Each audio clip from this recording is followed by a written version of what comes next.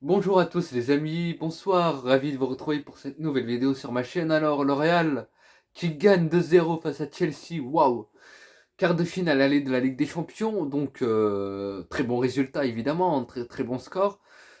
Bon, quand je vois la composition et quand je vois les 10 premières minutes du match, je me dis, ça sent le Rossi parce que en fait, Kamavinga à latéral gauche, ce n'est pas un latéral. Ce n'est pas un latéral Carreto. Tu m'entends? J'espère que tu m'entends, que tu me comprends. Ce n'est pas un latéral. Il m'a fait flipper. Kroos, ce n'est pas un 6, un joueur qui est un point fixe devant la défense, qui va stabiliser et tout. Et en fait, je pense que le Real a vécu 10 minutes très compliquées parce que le plan de jeu de Chelsea était clair au début.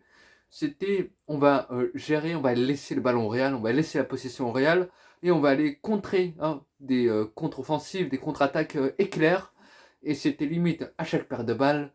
Occasion pour Chelsea, automatiquement, grosse occasion. Donc c'était flippant lors des 10 premières minutes. Et le joueur qui m'a écœuré, qui m'a impressionné également, c'est N'Golo Kanté. NG, c'est un poison, ce joueur-là. Quand il est. J'ai cru voir le Kanté Prime pendant 10 minutes là, avec son activité, ses courses, ses percées de balles, ce jeu un petit peu, ses déplacements de fonction. Il peut passer de 6, de 8 à 10 presque, et à être l'initiateur des grosses occasions de Chelsea. Et c'est ce qu'il a fait pendant un peu de temps, à peine, pas énormément, hein, parce qu'il n'a pas le rythme nécessaire, il n'a pas l'intensité qu'il peut fournir suffisamment pour un match de cette envergure-là. Et Chelsea est beaucoup trop maigre, beaucoup trop inférieur au Real Madrid. Waouh! Alors bon, j'ai parlé un petit peu de Chelsea, j'avais des craintes, c'est vrai, au début du match, et il fallait être patient pour trouver la faille, mais parlons d'un joueur qui est sensationnel, qui est phénoménal, qui est pour moi top 3 des meilleurs joueurs du monde, qui est pour moi le meilleur ailier du monde, le meilleur ailier gauche, je n'en démords pas, c'est Vinicius. Il est incroyable ce joueur, les amis. Franchement, je suis ébahi dans ses dribbles, dans sa lucidité, dans ses choix. Il passe tout le monde, il fait très très mal. Et il a l'origine, il fait l'appel, le petit piqué de Carvajal pour Vinicius. Benzema qui met le but, Benzema qui a été en jambes aussi, entreprenant actif, il y a eu des combinaisons avec Rodrigo. Globalement, j'ai aimé l'attaque du Real. Rodrigo qui a été vraiment bon.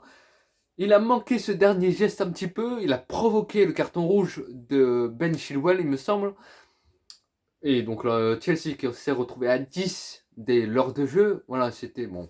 Les 30 dernières minutes, honnêtement, je me suis ennuyé. C'était à mourir d'ennui, tant L'Oréal était supérieur dans la maîtrise, dans la domination. Après les 10 premières minutes de Chelsea, qui étaient plutôt bonnes, hein, qui me faisaient peur et qui faisaient peur un peu à toute la communauté madridista, bah, Chelsea n'a plus du tout existé en termes d'occasion. La seule occasion que je peux retenir, c'est le sauvetage de Riediger à la dernière seconde. Il n'y a que ça que je peux retenir.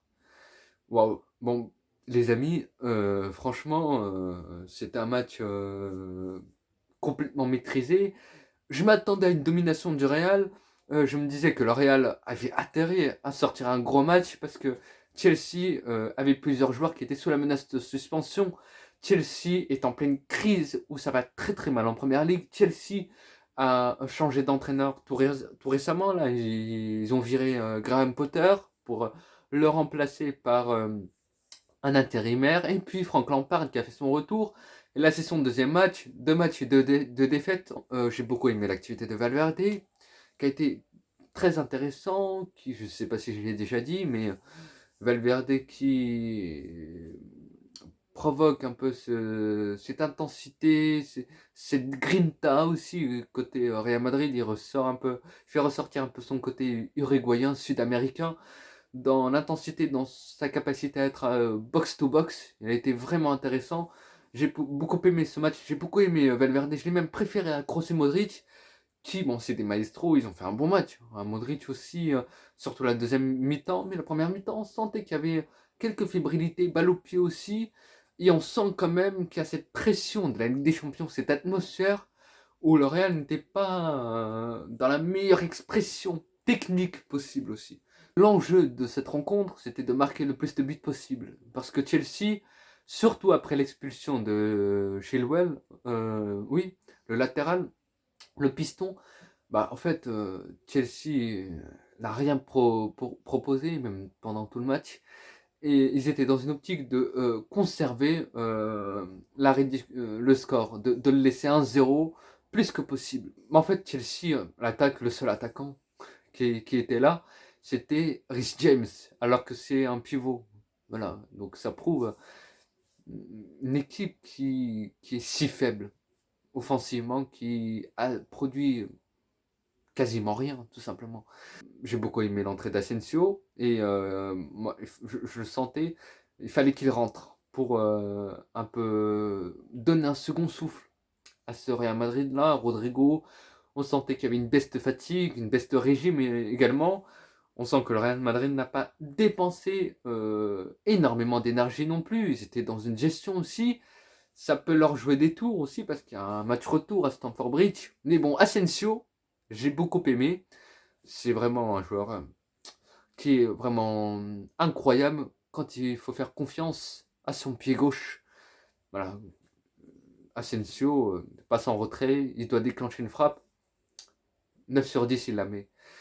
Voilà, donc le Real Madrid qui est tranquille, le Real Madrid qui est dans une maîtrise totale de la rencontre. Voilà, je n'ai que ça à dire. J'espère que cette vidéo vous a plu. On se dit à très vite pour de nouvelles vidéos. Alors je suis très chargé en ce moment avec les partiels et tout à l'université.